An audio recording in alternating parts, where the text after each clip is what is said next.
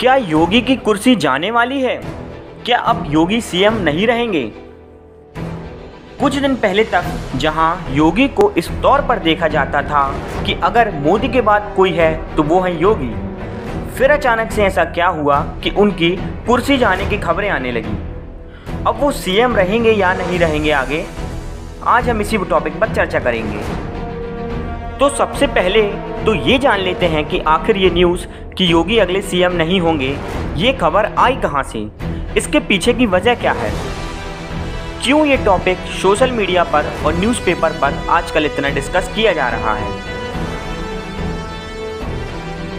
मोदी ने योगी को birthday wish नहीं किया। जी हाँ, कुछ दिन पहले योगी जी का बर्थडे था, पर मोदी जी ने उन्हें विश नहीं किया, जबकि मोदी जी तो अपने विपक्षियों एवं विरोधियों को भी हैप्पी बर्थडे विश करते हैं, मगर उन्होंने इस बार अपने सबसे खास मंत्री को विश नहीं किया। इसी वजह से लोगों ने कयास लगाना शुरू कर दिए कि योगी और मोदी के बीच कुछ ठीक नहीं चल रहा है। अगले साल यानी 2022 में यूपी में विधानसभा चुनाव हैं। तो अब हुआ यह है कि यूपी में चुनावी पोस्टर लगना शुरू हो गए। हाल ही में लगे एक चुनावी पोस्टर में योगी के साथ भाजपा के बाकी मंत्रियों की तो फोटो थी, पर नरेंद्र मोदी जी की फोटो नहीं थी। अब लोगों को और ज़्यादा बातें करने का मौका मिल गया है। उन्हें लगता है कि योगी और मोदी में कुछ ना कुछ तो मतभेद जरूर है। हाल ही में हुए यूपी के पंचायती चुनाव में भाजपा को जोरदार शिकस्त मिली। मतलब उनके महत्वपूर्ण जगह जैसे कि गोरखपुर, अयोध्या, यहाँ पर भी भाजपा बुरी तरीके से फेल हो गई। फेल भी ऐसी कि 40-42 सीटों में से मात्र 6 या 7 सीट ही ला पाई। इस हार से कहीं ना कहीं ये तो पता चलता है कि योगी की पावर अब कुछ कम जरूर हुई है। ये भी आरोप लगे हैं कि उन्होंने कोरोना काल में स्वास्थ्य व्यवस्था पर ध्यान नहीं दिया, जिससे कि कई लोगों की जान गई। हाल ही में आई तस्वीरें जिनमें कि गंगा और यमुना जैसी नदियों में लाशें बहती दिख रही हैं, वो तस्वीरें पूरे देश ने देखी। अब इन तस्वीरों का योगी की छवि पर कुछ न कुछ नकारात्मक असर तो जरूर पड़ेगा। पिछले कुछ दिनों से योगी लगातार मोदी और अमित शाह से मिलने के लिए दिल्ली जा रहे हैं। बंद कमरे में मीटिंग होती है। अब ये सब देख के लोगों को ऐसा लग रहा है कि जैसे योगी मोदी को मनाने के लिए जा रहे हैं। तो आइए जानते हैं कि भाजपा ने आखिर इन सब खबरों का क्या जवाब दिया।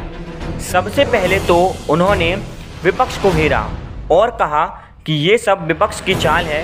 विपक्ष भाजपा को अंदर से कमज़ोर करना चाहती है, क्योंकि उन्हें पता है कि अगर भाजपा को 2022 के विधानसभा चुनाव में हरा दिया तो केंद्र में होने वाले 2024 के लोकसभा चुनाव में भी भाजपा को हराया जा सकता है।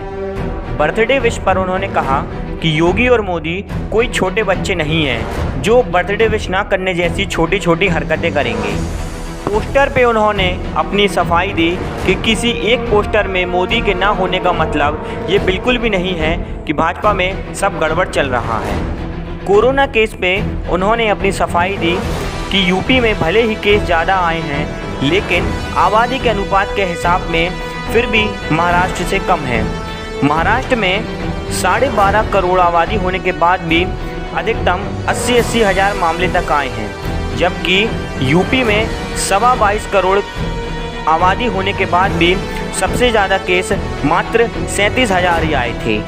गंगा और यमुना में बहती हुई लाशों के मामले में उन्होंने कहा कि पहले भी यूपी में छोटे छोटे गांव और कस्बों के लोग गंगा और यमुना में लाशें बहा दिया करते थे, इसमें कुछ नया नहीं है। कुल मिला के उन्होंने सारे आरोपों को एवं खबरों को नकारते हुए यह बताया कि भाजपा में सब कुछ सही है। मतलब इस बार भी सीएम पद के दावेदार योगी ही रहेंगे, ये भाजपा ने स्पष्ट कर दिया है। हालांकि उन्होंने ये भी स्वीकार किया कि इस बार के चुनाव पिछले बार के चुनाव के हिसाब से ज़्यादा कठिन होने वाले हैं, क्योंकि इस बार कोरोना के कारण लोगों का गुस्सा सरकार के ऊपर तो है। ये तो वक्त ही बताएगा कि कौन जीतेगा और कौन हारेगा। आने वाले समय में सबको पता चल ही जाएगा। देखते हैं कि क्या होता है। तब तक के लिए धन्यवाद। और अगर आपको ये वीडियो पसंद आई हो तो कृपया इसे लाइक, शेयर और चैनल को सब्सक्राइब जरूर करें।